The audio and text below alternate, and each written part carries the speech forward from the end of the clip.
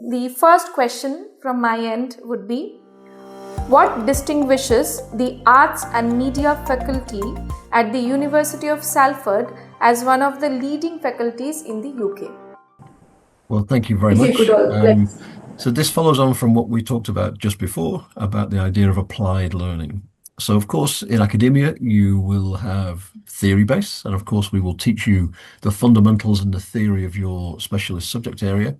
But what we really excel in is allowing students or giving students the opportunity to apply that learning. And so as actually they're not just learning about it from a theoretical base, they're understanding it more from a practical base. So a lot of our learners are what we would describe as kinesthetic, which means that they learn through doing. So a lot of our subjects require students to engage in the process of developing, of creating, and of making, be that film, be that music, be that design, be that performance. All of those aspects of what we do is hugely important that we're able to then offer the student an opportunity to be able to do that in real life. So I would suggest that one of the key factors that we have within the University of Salford, particularly in the School of Arts, Media and Creative Technology, is not only the equipment that we invest in and that we use. Of course, it's of huge importance that students are working on the very latest equipment that they possibly can. So in our Media City campus, you will work on machines, computers, edit suites that are exactly the same specification as you would find within the BBC. So the students know then that when they take placements up in the BBC, they're working with equipment that they're already familiar with, and they've already understood how they can make that, how to use and enable their ideas to find life. But I think underpinning all of this, we have lots and lots of workshops. So areas where students can then go and not just apply the learning that they're taught theoretically, but develop the ideas that they're creating. What's enormously important to us is that students have the autonomy to develop their own ideas. So on every course in my school, it requires students to use their creative imagination to solve a problem.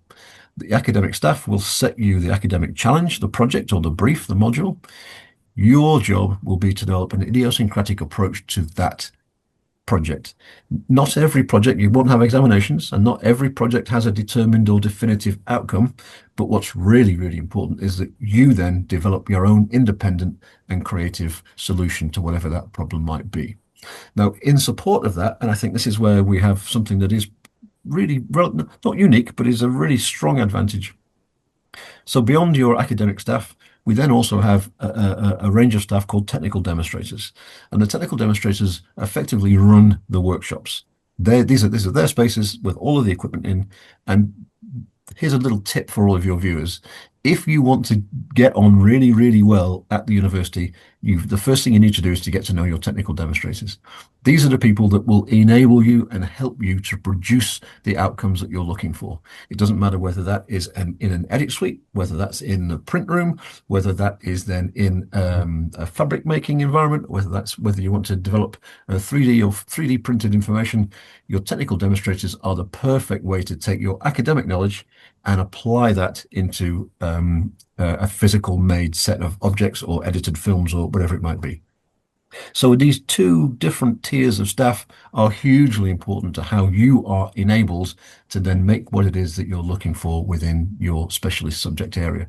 So I would suggest that's one of the areas that helps us stand out within the context of arts, media, and creative technology.